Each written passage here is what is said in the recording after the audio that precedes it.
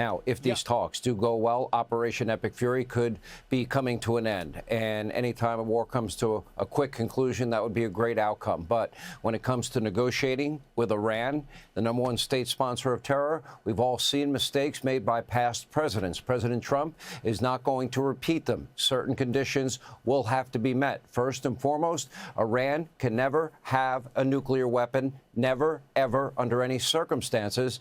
And the president said they've already agreed to that.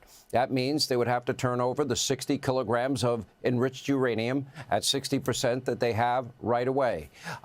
Or they'd have to dilute it or destroy it.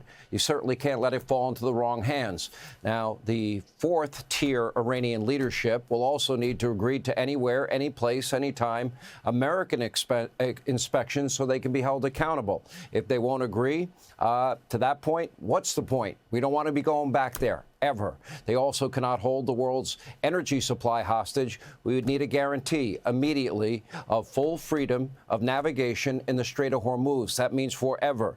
And knowing President Trump, I think it's probably a safe bet that he would insist that the Iranians cover the entire cost of all the weapons and artillery that we have used defending ourselves from Iran's drone and missile attacks and our need to even be there.